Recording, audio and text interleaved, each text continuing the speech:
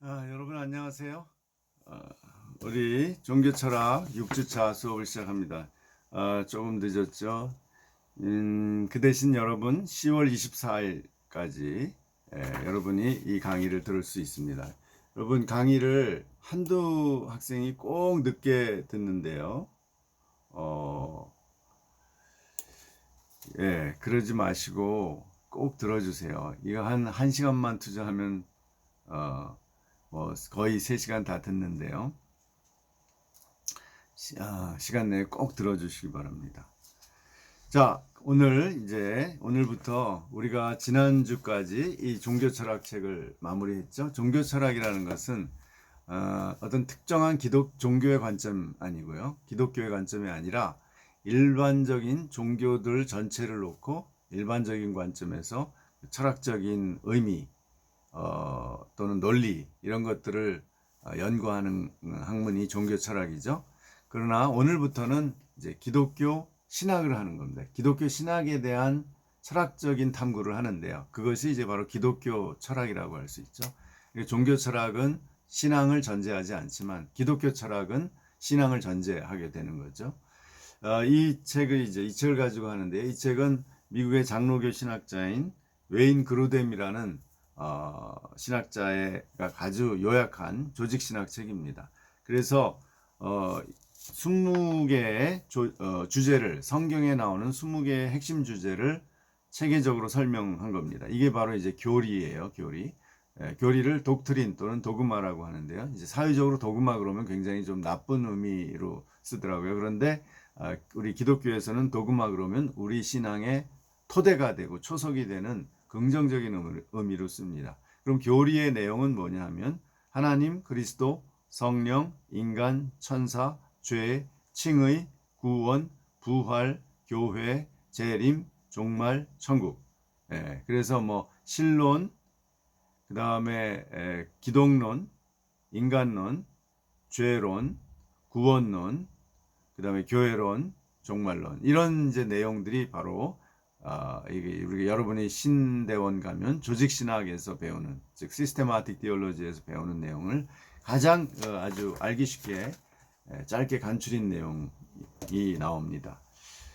이제 교리가 왜 생겼냐면 두 가지 이유에서 2세기부터 교리가 생겨나기 시작을 했어요. 그래서 이제 4세기에는 정리가 되는 거죠. 처음에 교리는요, 기독교를 변증하기 위해서 하도 기독교를 박해하고 오해하고 모함하니까 우리는 그렇게 이상한 종교, 나쁜 사악한 종교가 아니다. 우리는 굉장히 훌륭한 종교다라는 것을 변증하기 위해서 신학이라는 게 생겨났습니다. 첫 번째 이유가 2세기부터 변증가들에 의해서 순교를 당한 저스틴, 유스티누스 이런 사람들이 시작을 했죠. 2세기 중반부터. 그 다음에 두 번째는 이단을 막기 위해서 교리와 신학이 생겨난 겁니다. 왜냐하면 그 당시에 많은 종교가 있었는데 그런 종교가 기독교에 들어와서 또는 자꾸 영향을 주면서 그 이단적인 생각을 만들어내는 거예요. 그 대표적인 게 영지주의, 뭐 만이교 이런 거죠. 그래서 자꾸 이상한 기독교 내에도 이상한 흐름이 생겨나는 겁니다. 그래서 그건 잘못됐다. 그것은 진정한 예수 그리스도의 가르침이 아니다. 라고 또 사도들의 가르침이 아니다라고 반박하기 위해서 신학이 생겨났고 교리를 이렇게 확정하게 된 거죠. 그래서 주로 그 안팎의 내부의 적, 외부의 적과 싸우기 위해서 기독교 신학이 방어하기 위해서 기독교를 신학이 만들어지게 된 거죠. 그 중에 핵심이 교리입니다. 그래서 교리의 목적은 신자의 세계관을 바로 정립하여 신자의 믿음과 행동을 바르게 인도하는 데 있죠. 그래서 최초의 교리는 사도신경, 우리가 예배 때마다 우리의 신앙을 고백하는 사도신경이 2세기에 정도에 만들어졌다고 봅니다. 그것이 최초의 교리고요. 그리고 4세기에 가서 니케아 신조가 확정됐고 이때 삼위일체론이 확정이 됩니다. 물론 삼위일체론은 마태복음 28장에 보면 우리 예수님의 마지막 지상명령 아버지와 아들과 성령의 이름으로 세례를 주고 해서 이미 분명히 나타나죠. 그러나 그것의 구체적인 내용이 이제 니케아 신조에 확정이 되는 거죠. 그 다음에 이제 컨스탄티노플 신조가 381년. 이것은 이제 니케아 신조를 조금 더 설명한 거고요. 그 다음에 기독론, 그리스도의 신성과 인성에 대해서 칼케돈 신조에서 451년에 확정을 함으로써 이제 삼위일체론과 기독론이 확립이 되었고, 이 신조가 지금까지 2000년 동안 우리 기독교 신앙 고백의 핵심을 이루고 있습니다. 만약 이 사도신경, 니케아, 콘스탄티노플 신조, 칼케돈 신조 이것을 거부하면, 안 믿으면 그건 기독교가 아니고 바로 이단인 거죠. 이단이냐 아니냐의 핵심 기준은 바로 이 신조들을 믿느냐. 로마 우리 기독교회가 1054년에 동로마와 서로마 제국이 분열될 때까지는 하나의 교회였거든요. 전 세계 하나의 교회.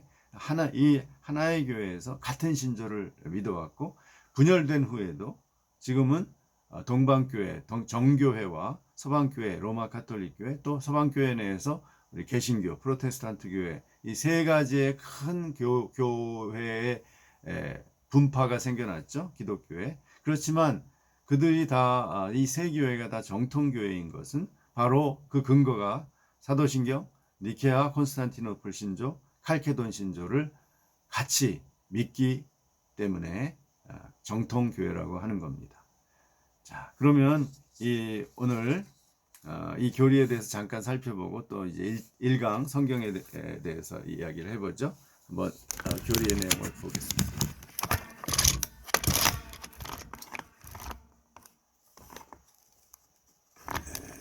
자,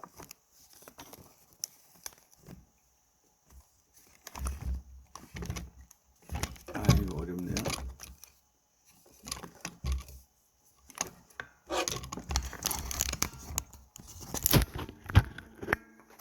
자, 여러분 보일지 모르겠는데 이게 니케아 신조의 내용이죠. 니케아 신조는 삼위일체로 구성되어 있는데요. 첫째, 우리는 한 분 하나님 아버지 전능자, 보이는 것과 보이지 않는 모든 것을 만드신 분을 믿는다. 이게 성부에 대한 거죠. 하나님, 우리 성부 하나님은 아버지이며 전능자이며 모든 보이는 것과, 즉 물질 세계와 보이지 않는 세계, 영의 세계를 창조하신 분이다. 두 번째, 이제 기독론이죠. 또한 한 분 주 예수 그리스도를 믿으니 이는 아버지로부터 특별하게 나셨고, 즉 아버지의 본질로부터 나신 하나님의 하나님, 하나님으로부터의 하나님이시요 빛으로부터의 빛이시요 참 하나님으로부터의 참 하나님으로서 출생하시되 만들어지지는 않으셨고 아버지와 동일 본질이시다. 하늘에 있는 것이나 땅에 있는 것이나 모든 것이 다 그를 통하여 만들어졌다. 그는 우리 인간들을 위하여 그리고 우리의 구원을 위하여 내려오시고 성육신하시고 사람이 되셨다. 그는 고난을 받으시고 사흘 만에 다시 살아나셔서 하늘에 오르셨고 산 사람과 죽은 사람을 심판하기 위하여 오신다. 사도신경 내용과 비슷하죠. 여기서 핵심적인 것은 아버지의 본질로부터 태어나셨다. 즉 성부 하나님과 같은 본질이시고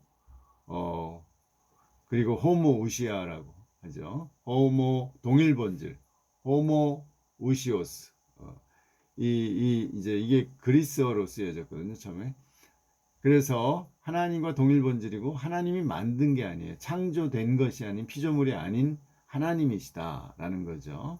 그리고 그러니까 그분은 이 모든 만물을 같이 하나님과 성부 하나님과 함께 창조하셨다. 그리고 이 세상에 오셔서 사람이 되셨고 고난을 받으시고 우리 죄를 사하시기 위해서 고난을 받아 죽으시고 사흘 만에 부활하셔서 하늘에 오르셨는데 지금 이제 앞으로 이 세상을 심판하시기 위해서 다시 오신다라는 우리의 성경적인 내용을 이렇게 아주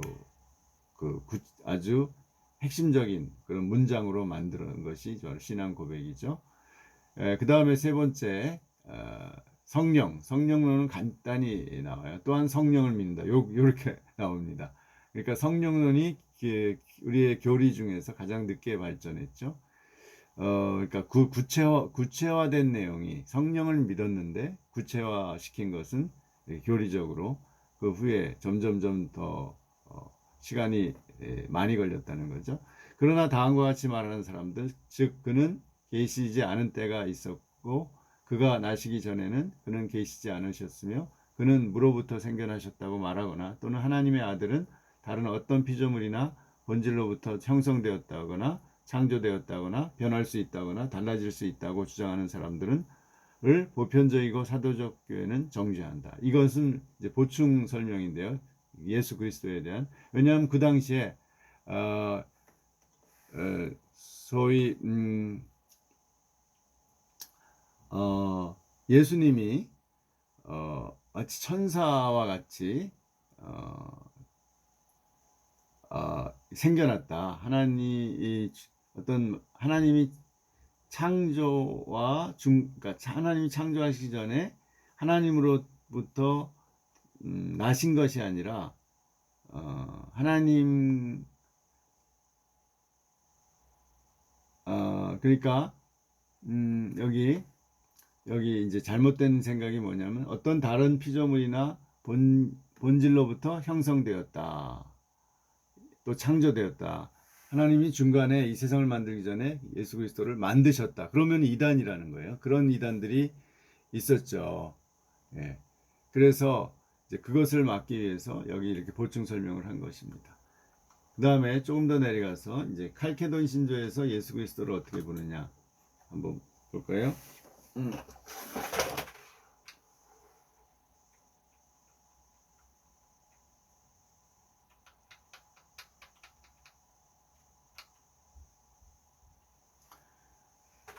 네, 칼케돈 신조는 여기 줄친 부분만 제가 보겠는데요. 여기 바로 예수 그리스도의 신성과 인성에 대해서 얘기하고 있죠. 예. 자, 451년의 칼케돈 신조에서는 거룩한 교부들을 따라 우리는 한 분이시여 동일하신 우리 주 예수 그리스도를 고백하며 모두가 일치하여 가르치는 바는 그 동일하신 분은 신성에 있어서도 완전하시며 동일하신 분이 인성에 있어서 완전하시며 참으로 하나님이시며 참으로 사람이시며 동일하신 분이 이성 있는 영혼과 육신으로 되신다. 신성에 있어서 아버지와 동일 본질이시며 동일하신 분이 인성에 있어서 우리와 동일 본질이시니 죄 외에는 모든 점에서 우리와 같으시다. 신성에서 만세전에 아버지에게 나셨으며 그 동일하신 분이 이 마지막 날에 우리를 위하고 우리의 구원을 위하여 인성에 있어서 하나님의 어머니이신 동정녀 마리에게 나셨다. 예, 그 다음에 한 분이시여 동일하신 그리스도 아들 주 독생자는 두 위격이 있지만 혼합됨이 없으시며 변화됨이 없으시며 분리됨이 없으시며 분할됨이 없으시며 이 연합에 의해 양성의 차이가 결코 제거되지 않으며 오히려 각 성의 특징이 그대로 보존되어 있어 한 품격 한 개체에 있어서 결합되어 있다. 그러니까 핵심적인 내용은 예수 그리스도는 신성과 인성을 동시에 가지고 있다. 그러나 이 두 가지의 그 성격, 품격은 이게 분리되지 않고 하나로 통합되어 있다. 두 위격이 있지만 마치 삼위일체가 성부, 성자, 성령으로 분리되어 있지만 그러나 이게 하나의 본질로 통합되어 있는 것처럼 이렇게 이 그리스도의 신성과 인성도 두 가지로 나뉘어지지만 그러나 그것이 통합되어 있다. 이게 이렇게 표현을 하는 겁니다. 이것이 바로 기독교의 신앙 고백이죠. 자, 그러면은 이제 성경으로 넘어가겠는데요.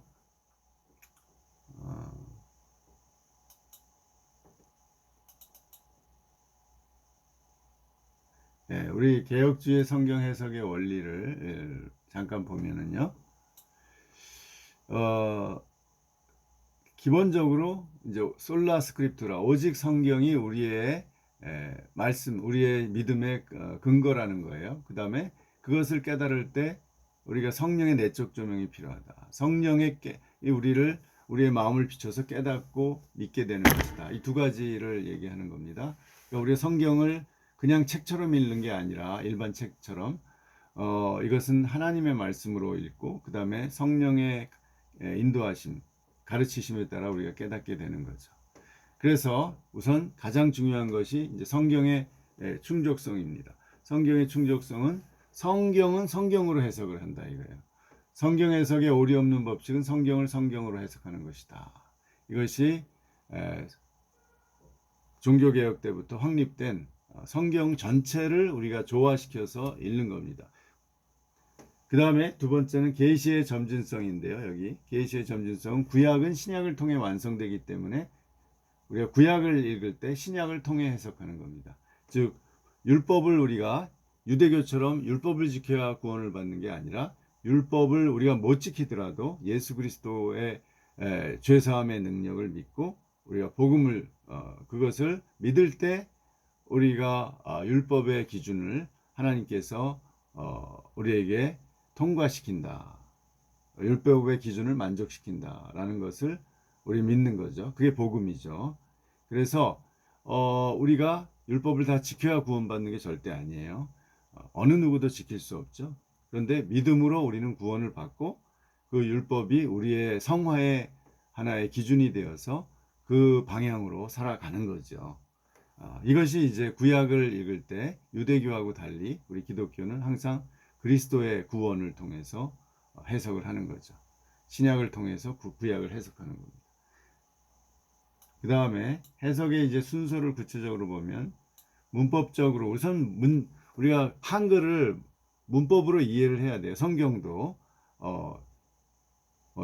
예수님이 가버나움에 들어가셨다. 그러면 예수님이 가버나움이라는 도시로 들어가신 거예요. 이렇게 문법적으로 이해를 해야 되는 거죠.